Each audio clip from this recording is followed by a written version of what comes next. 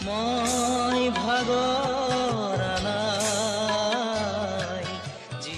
পেং লৈ তেওঁ জুবিন গাৰ্গৰ ৰাজহুৱা শ্ৰদ্ধাঞ্জলি অনুষ্ঠানত আহিছে।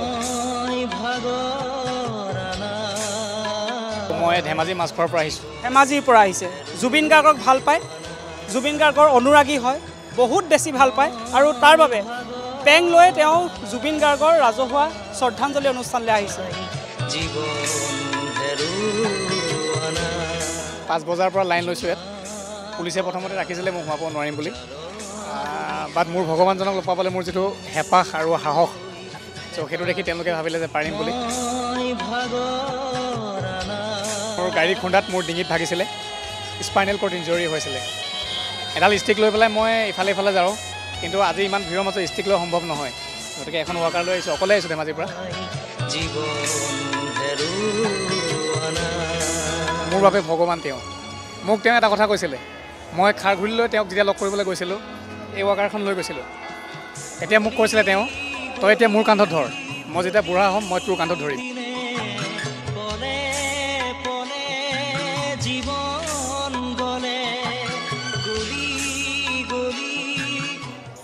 জুবিন দাৰ ৰাজহুৱা শ্ৰদ্ধাঞ্জলি অনুষ্ঠানত আমি উপস্থিত আছোঁ, গতিকে আমি আৰু এজন বিশেষ ব্যক্তি আমি লগ পাইছোঁ আৰু ব্যক্তিজনৰ মই প্ৰথমে দৃশ্যটো দেখাই লৈছোঁ। এখন পেং লৈ তেওঁ জুবিন গাৰ্গৰ ৰাজহুৱা শ্ৰদ্ধাঞ্জলি অনুষ্ঠানত আহিছে।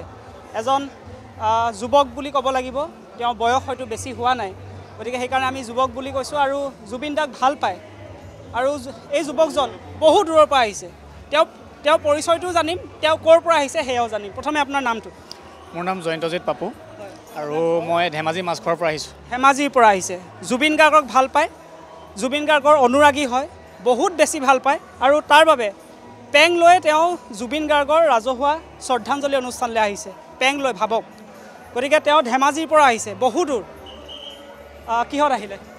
মই নাইট ছুপাৰত আহিলোঁ যোৱাকালি আৰু 5 বজাত পালোহি। 5 বজাৰ পৰা লাইন লৈছোঁ ইয়াত। পুলিচে প্ৰথমতে ৰাখিছিলে মোক সোমাব নোৱাৰিম বুলি, বাট মোৰ ভগৱানজনক লগ পাবলৈ মোৰ যিটো হেঁপাহ আৰু সাহস, চ' সেইটো দেখি তেওঁলোকে ভাবিলে যে পাৰিম বুলি, চ' পঠিয়াই দিলে। আৰু জুবিন দাৰ লগত মোৰ বহুত বেছি ঘনিষ্ঠ সম্পৰ্ক আছিলে। এক প্ৰকাৰে তেওঁ মোক ট্ৰিটমেণ্ট কৰিছিলে। মই সাংস্কৃতিক জগতখনতে কাম কৰি আছিলোঁ 2009 চনৰ পৰা। মোৰ গাড়ী খুন্দাত মোৰ ডিঙিত ভাগিছিলে, স্পাইনেল কৰ্ড ইঞ্জৰি হৈছিলে। এডাল ষ্টিক লৈ পেলাই মই ইফালে ইফালে যাওঁ, কিন্তু আজি ইমান ভিৰৰ মাজত ষ্টিক লৈ সম্ভৱ নহয়, গতিকে এখন ৱাকাৰ লৈ আহিছোঁ। অকলে আহিছোঁ ধেমাজিৰ পৰা, একো নোখোৱাকৈ আহিছোঁ আৰু তেতিয়াৰ পৰা লাইন লৈ আছোঁ। জুবিন দাক দেখা কৰিলোঁ, মনটো বহুত বেছি ভাল লাগিলে আৰু ভয় লাগি আহিছিলে। বাটটো চিন্তা কৰিছিলোঁ, ইমান লাখ লাখ অনুৰাগীৰ ভিতৰত মই দেখা কৰিব পাৰিম নে নোৱাৰিম, কিন্তু দেখা পাই মনটো যথেষ্ট ভাল লাগিলে আৰু সেইটো কাৰণে বহুত বেছি সুখী হৈছোঁ, কষ্ট অনুভৱ কৰা। ভগৱান বুলি কৈছে আপুনি? মোৰ বাবে ভগৱান তেওঁ। মোক তেওঁ এটা কথা কৈছিলে, মই খাৰঘূলিলৈ তেওঁক যেতিয়া লগ কৰিবলৈ গৈছিলোঁ, এই ৱাকাৰখন লৈ গৈছিলোঁ, তেতিয়া মোক কৈছিলে তেওঁ, তই এতিয়া মোৰ কান্ধত ধৰ, মই যেতিয়া বুঢ়া হ'ম মই তোৰ কান্ধত ধৰিম। আৰু তাৰ ভিডিঅ' ফুটেজ মোৰ লগত আছে। হয়, আৰু কিমান বেছি দুখ লাগিছে ভাষাৰে বুজাব নোৱাৰোঁ, অন্তৰে কান্দি আছে। ভাগৰ লাগিছে বহুত বেছি, জানে কিমান দূৰ, প্ৰায় 4-5 কিলোমিটাৰ খোজকাঢ়ি আহিছোঁ। আহি এতিয়া অকণমান বহিছোঁ, এতিয়া ওলাই যাম। ভাল লাগিছে, মোৰ সফল হ'ল। ঘৰৰ পৰা ভাবি আহিছিলোঁ জুবিন দাৰ থাপনাখনত এডাল ধূপ জ্বলাই যে মই লৈ আপুনি 4 কিলোমিটাৰ খোজকাঢ়িছে, আৰু কিমান সময় লাগিছে? আল্টিমেটলি আপোনাৰ 3 ঘণ্টামান লাগিছে মোৰ ইয়াত পাওঁতে। লাগিব, হয়, 3 ঘণ্টামান লাগিছে। আৰু মানুহৰ মাজতো জানে আৰু স্পীড যাব নোৱাৰি, বাকীখিনি আহিছোঁ 3 ঘণ্টামান লাগিছে। শাৰী পাতি আহিছোঁ। আপুনি আৰক্ষীক নক'লে নেকি যে মই বিশেষভাৱে মই সক্ষম লোক, গতিকে মোক আপোনালোকে অকণমান সুবিধা কৰি দিয়ক, এনেধৰণৰ কথা কোৱা নাই নেকি আপুনি?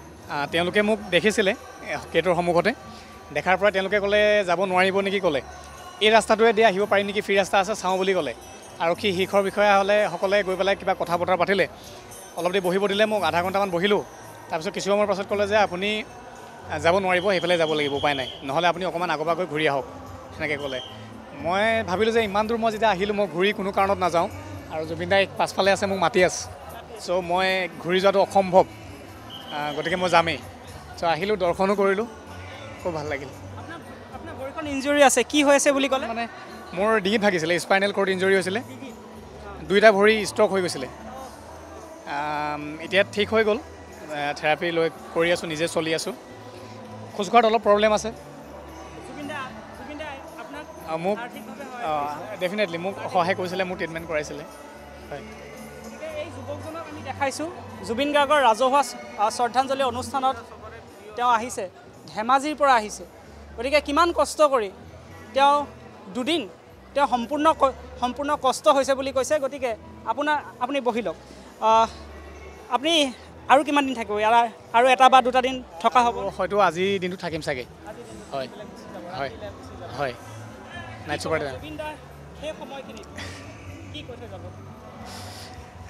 জুবিনদাৰ শেষ সময়খিনিত ক'বলৈ একো নাই, তেখেত অদ্বিতীয় আৰু অনন্য। খালি এটা বস্তুৱে মিছ কৰিম, যিজন ব্যক্তিৰ কাৰণে সকলোৱে তল পৰি আছিলে, যিজন আমাৰ অসমীয়া জাতিৰ প্ৰাণ আছিলে, তেওঁ নোহোৱা হৈ গ'ল। এতিয়া কোনো নাই আৰু। মই ভাবোঁ এতিয়া চবেই ৰজা, কাৰণ ৰজাই গুচি গ'ল ন। আৰু এটা কিন্তু দাবী কৰিব বিচাৰিম আমাৰ মাননীয় মুখ্যমন্ত্ৰী মহোদয় মামাক, সেই মৰমৰ মামা, আপুনি উচিত তদন্ত কৰক। আমি ছ'চিয়েল মিডিয়াত নন ষ্টপ দেখি আহিছোঁ। কালি গোটেই যোৱা ৰাতিটো মই ছ'চিয়েল মিডিয়া চাই আহিছোঁ, গাড়ীত দেখিছোঁ ন তথ্য পোহৰলৈ আহিছে। গতিকে উচিত তদন্ত কৰক। আমাৰ প্ৰাণৰ জুবিনদাক আমি এনেকৈ যাব দিব নোৱাৰোঁ। তেওঁ আত্মাই সাঁথৰ আছে, কিন্তু জুবিনদাৰ মৃত্যুটোত কিন্তু এটা সাঁথৰ আছে, এই সাঁথৰটো ভেদ কৰিব লাগিব। হয়, গতিকে এটাই বিচাৰিম, একদম কামনা কৰিম, দাবী জনাইছোঁ যে জুবিনদাৰ আত্মাই শান্তি পাওক, দুখীয়া শাস্তি পাব লাগিব, উচিত বিচাৰ হওক। যদি দুখীয়া আছে তেনেহ'লে উচিত বিচাৰ হওক।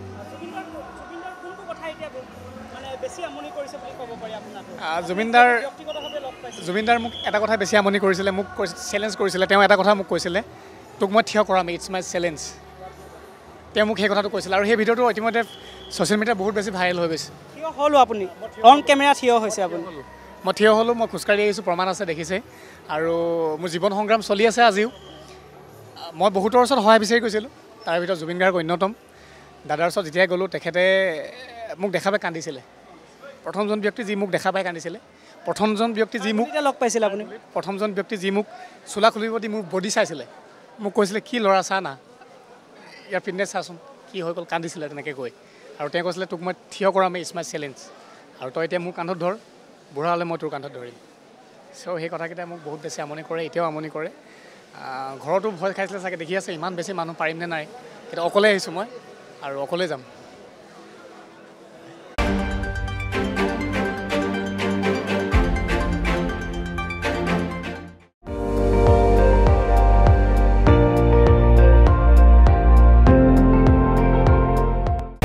আপুনি চাই আছে ND24, সৰ্বশ্ৰেষ্ঠ নহয় সৰ্বোত্তমৰ দৌৰ।